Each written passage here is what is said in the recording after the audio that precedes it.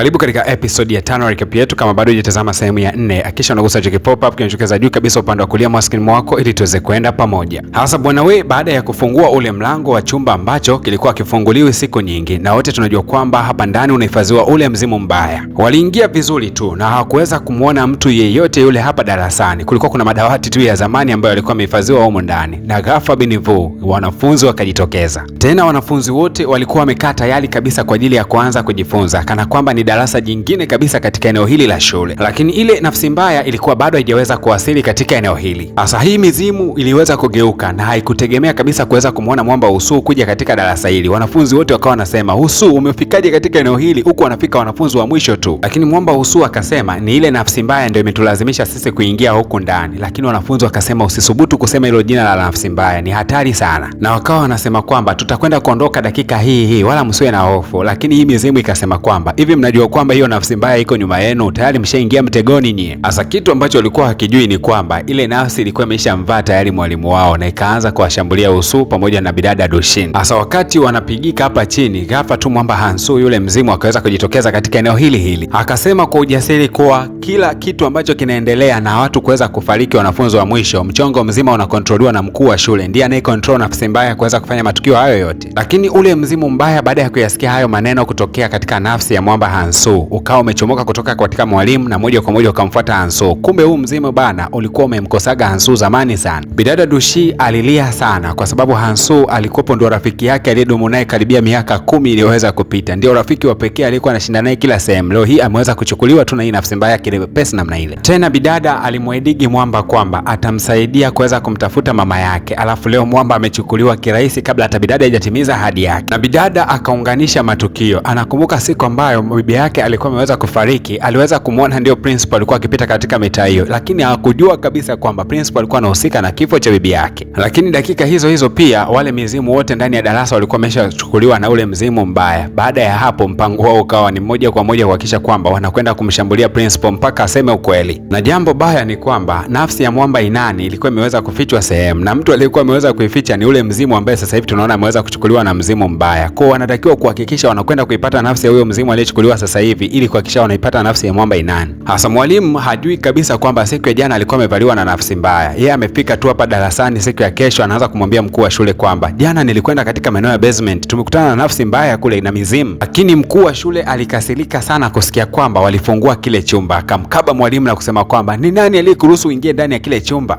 Mwalimu alitembezewa kichapo kizito. Sasa tukirudi huku katika maeneo ya hospitali ambako mwamba Inani alikuwa ameweza kulazwa, bili imekuwa kubwa sana. Hata mama yake anaelekea kufeli kabisa, kwani anategemea mgawa wake tu. Lakini Usu akamtia moyo sana mama yake na Inani kuwa baada ya siku chache Inani atarudi na ataamka akiwa salama kabisa. Wakati huo akiwa anarudi nyumbani, bidada Dushi akashindwa kuficha hisia zake, akamkumbatia Usu. Na si tu kumkumbatia mwamba, bali akajikuta mpaka anampiga kisi la upendo, ishara ya kwamba bidada alikuwa akimpenda sana mwamba Usu. Tukirudi shuleni, kama kawaida ya mkuu wa shule alikuwa ametangaza mtihani mpya na siku ya mtihani ikawa imeweza kufika. Hasa mpango wao mkubwa ni kuhakikisha kwamba kupitia mtihani huu atakwenda kuikamata hiyo nafsi kwa haraka sana. Hasa uwezi kuamini, bidada Donshin akamfuata bidada Inkyang na akasema kwamba mtihani wa kwako nataka uwe wa kwangu, wa kwangu uwe wa kwako. Kwa lugha nyepesi, matokeo yangu yatakuwa ya kwako, afu ya kwangu yatakuwa yako. Kwa hiyo mimi ndio naonekana ndio nimefeli. Bidada Dushi anataka kupambana na huo mzimu, yeye akiwa ndo mwanafunzi wa mwisho, aone nini ambacho kitakwenda kutokea. Hasa awamu ya kwanza wakati wanabadilishana mitihani, kwa bahati mbaya waliweza kugundulikana na mwalimu, kwa wakajifanya kana kwamba ameangusha mitihani kwa bahati mbaya. Basi wakawa wanasubiria mtihani wa pili, na mtihani wa pili ulipoweza kufika wakawa wanabadilishana tena. Lakini nayo awamu hii na penye mambo bado yalishindikana kama kawaida. Lakini sasa angalia maajabu yalivyokuwa. Wakati matokeo yanaandaliwa, mkuu wa shule akasema, "Nataka ubadilishe matokeo hayo kabisa." Akasema, "Sasa nataka bidada Doshin ndo awe wa mwisho kabisa darasani, alafu Inkyang awe nafasi ya pili kutokea bidada Doshin." Yaani kile ambacho walitaka kukifanya wao, mkuu wa shule ameweza kuwasaidia wakifanye kwa amani kabisa. Mwalimu hakuwa na namna yoyote ile, kwa sababu anaipenda kazi yake na anategemewa na familia yake, basi akakubali tu kupindua matokeo. Hasa maajabu ni kwamba baada ya mwalimu kwenda kutangaza matokeo, alishangaa kukuta kwamba mwamba Usu kumbe ndo alikuwa amefanya vibaya kuliko mwanafunzi yeyote hapa darasani. Akauliza, "Wewe Usu, kitu gani kimekukuta?" Hasa licha ya kwamba mwalimu alibadilisha matokeo ya bidada Dushi pamoja na huyo Enkyang, lakini bado mwamba Usu ndo akabahatika kuwa mwanafunzi wa mwisho kuliko wote. Na kufikia hapa bidada Dushin akawa ameelewa kabisa kwamba kitu alichokuwa anataka kukifanya yeye ndio ambacho Mwamba Usuu ameweza kukifanya. Hasa bidada Dushi naye akawa anasema kwamba kuna mtu amebadilisha matokeo yangu kwa sababu mimi nimekuwa wa pili kwa mwisho. Inaonekana kuna mtu ana mpango wa kutuchezea mchezo fulani, ndio maana amebadilisha matokeo, kwa sababu mimi na bidada hatukubadilishana mitihani. Bidada akasema ni kama huyu mtu ana mpango wa kumaliza maisha yangu mimi kupitia hiyo nafsi chafu, lakini Mwamba Usuu akafurahi kwa kusema kwamba nimeharibu hiyo plani ya huyo mtu, sasa ngoja nipambane na huo mzimu ambao atanitumia. Hasa mkuu wa shule huko aliwaka sana, haiwezekaniki Usuu akawa mwanafunzi wa mwisho, huyu ni mwanafunzi wa muhimu kabisa katika hii shule, haiwezekaniki. Yani alilalamika sana.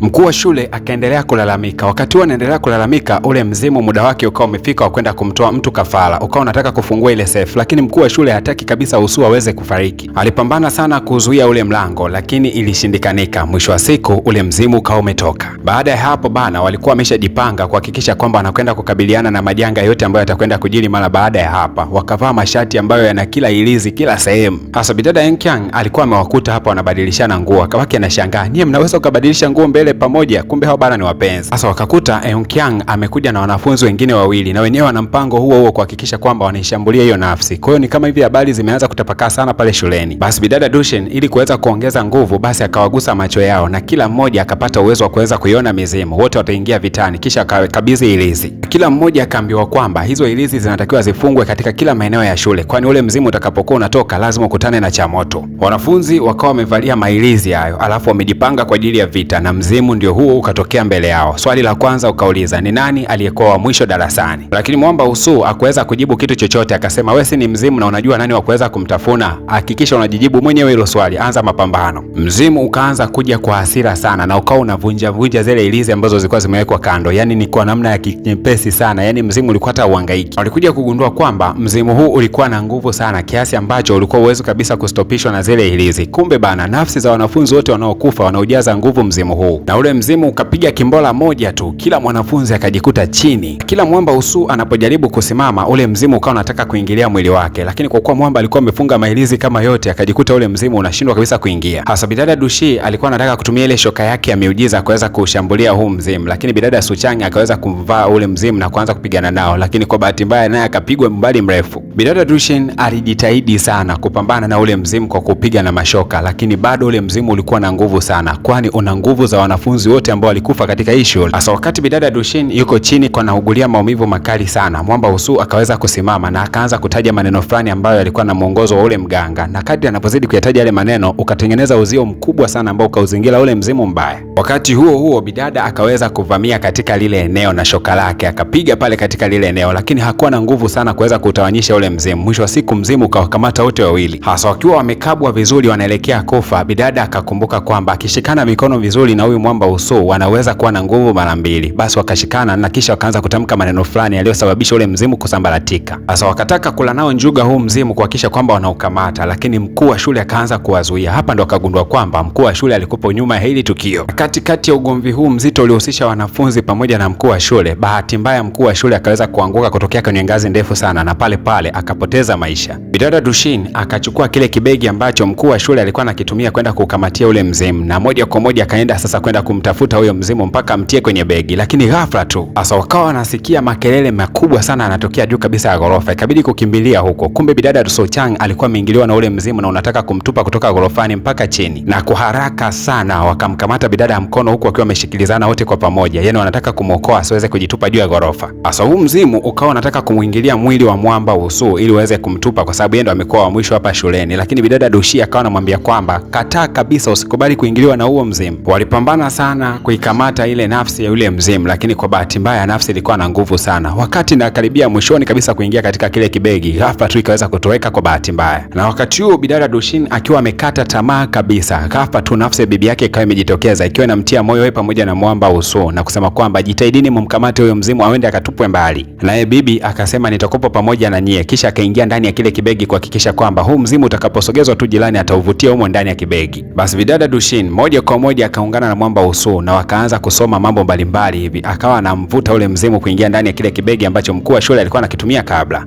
na kwa msaada wa bibi yake basi moja kwa moja walifanikiwa kukikamata kile kimzimu na wakakiingiza ndani ya kibegi. Alafu bidada akachukua shoka na akapiga kati ya kile kibegi, maana yake alikuwa anausambaratisha ule mzimu. Na baada ya ile nafsi chafu kuweza kusambaratishwa kabisa, ikatoweka moja kwa moja katika uso wa ulimwengu. Naye bibi akawa anasema kwaherini jamani, nawapenda sana wajukuu zangu. Huyo akawa anatoweka katika eneo hilo, maana yake atakwenda kupumzika kwa amani. Lakini pia yule mzimu ambaye anafahamika kama Hansu, na yeye pia alikuwa anataka kuondoka kurudi huko alikotokea. Akasema kwamba nafsi ya mwamba Anani nimeificha katika kaburi la bibi yako pembeni pale, nenda pale katika kaburi ukaichukua ile nafsi urudishe kule hospitali. Lakini huku upande wa mkuu wa shule bana amekuja kuamka, akagundua kwamba yuko salama. Ile kutazama chini anagundua kwamba ameshaacha mwili wake pale chini, kwa lugha nyepesi alishakufa tayari. Basi bwana, tukitoka hapo mwamba Usu akatimba katika maeneo ya kaburi la bibi yake na bidada Dushi na kuweza kuichukua nafsi ya mwamba Inani na kuirudisha kule hospitalini. Kwa Inani mpaka sasa yuko hai tena. Bwana, nikukaribishe katika ukurasa mwingine kabisa na movie nyingine kabisa ambazo zitakwenda kuanza mara baada ya hii. Nikukumbushe tu ambaye bado hujagusa alama ya kusubscribe kufanya hivyo mapema, kwani tunaanza balaa na nusu. Movie kali zote zinakwenda kuanza kuanzia sasa. Lakini pia kwa wale wote ambao wanahitaji movie makali yaliyotafsiriwa na madj wote nchini Tanzania, basi ni muhimu kanicheki kupitia nambari yangu ya simu sawa na unavyoona katika screen yako. Lakini pia kwa wale wanaohitaji kujiunga ndani ya group, basi maelekezo ni marahisi kabisa kama unavyoweza kuona chini ya screen.